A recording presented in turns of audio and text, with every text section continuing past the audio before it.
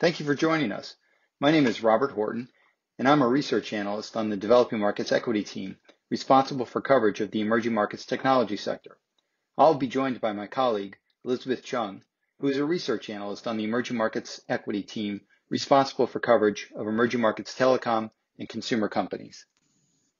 Over the past decade, China's rapid technological advances have made it a juggernaut in the technology arena.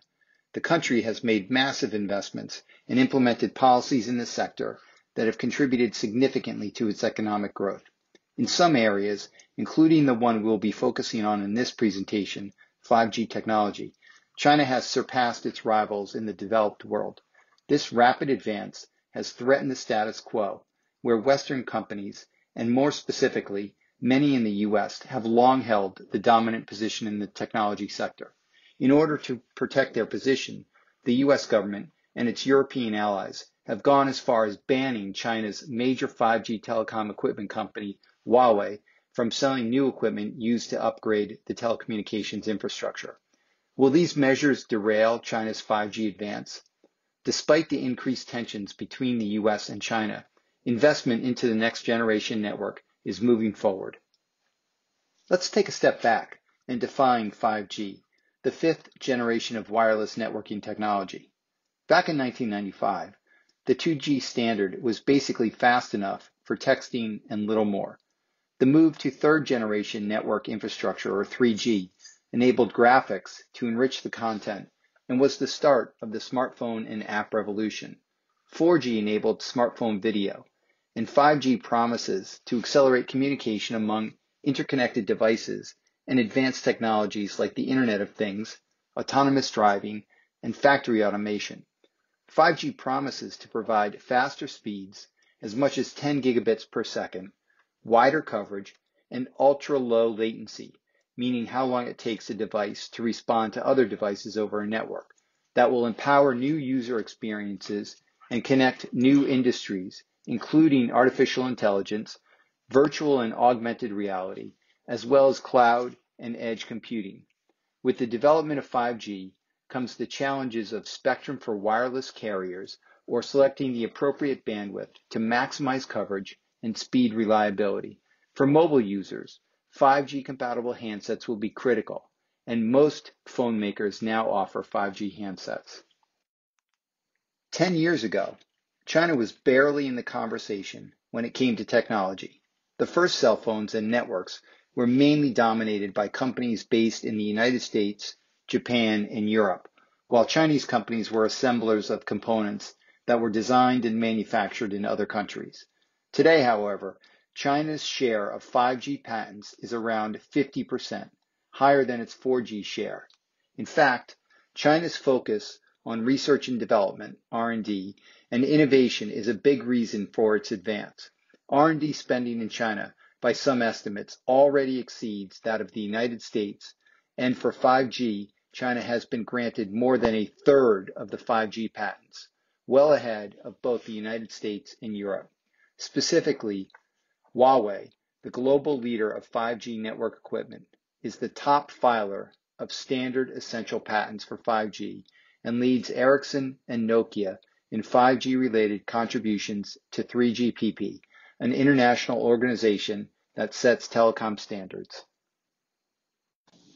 Though we fully anticipate CapEx plans to change and for companies to adjust, early estimates show that China plans to spend more than $420 billion on 5G technology, double what it spent on 4G and just under the planned spending by the US, Korea, and Japan combined. Between 2020 and 2025, roughly 90% of Chinese operators' CapEx in mobile technology is expected to be in 5G networks. By 2025, China's total mobile internet user base is projected to reach nearly 1.2 billion, and China is expected to account for more than 800 million of the world's estimated 1.8 billion 5G connections. The exponential evolution of communication raises security concerns for governments. The UK, Australia, Japan, Taiwan, and India are among the countries that have now banned Huawei equipment from their networks. However, much of Latin America and Africa, as well as parts of Southeast Asia, prioritize economic interests over national security concerns and are much less likely to exclude Huawei or ZTE.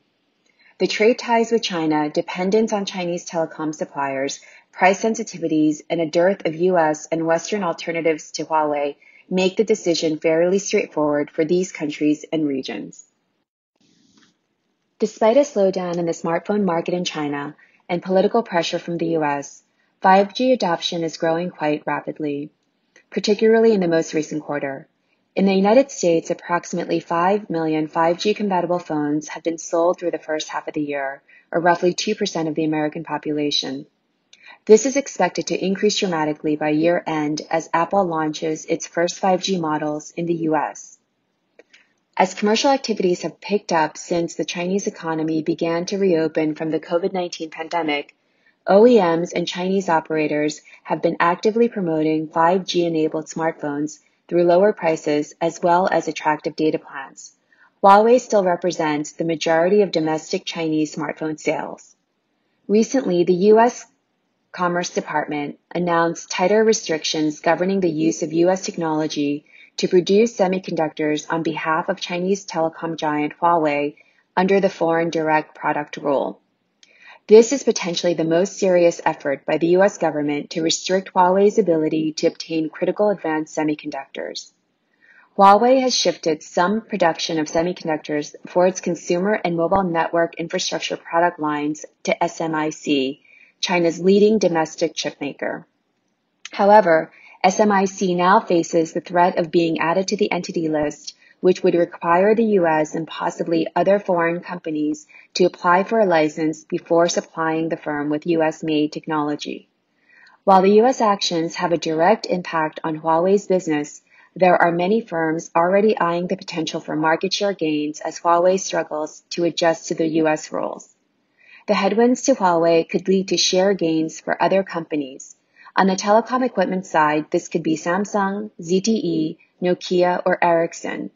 On the handset side, Huawei's troubles could lead to an opportunity for Apple, Xiaomi, MediaTek, or Qualcomm. In a bid to become the world's preeminent player in the 5G space, the Chinese government made a concerted effort to focus on the long game. For instance, when China was deploying 3G around a decade ago, China Mobile, the world's largest telecom operator, was forced to use homegrown technology that was not being used anywhere else. This obviously posed many challenges, but China Mobile was able to sustain the burden in order to help China develop this necessary homegrown technology. Today, the Chinese government continues to encourage 5G partnerships, such as the joint efforts by China Unicom and China Telecom, in order to increase cost and deployment efficiencies. While the news headlines are dominated by the headwinds faced by Huawei, the effort to roll out 5G will move forward with or without Huawei. Under the forthcoming 5-year plan, Chinese leaders will continue to prioritize the development of the domestic semiconductor industry in response to the U.S. actions already taken or potentially coming against Chinese firms.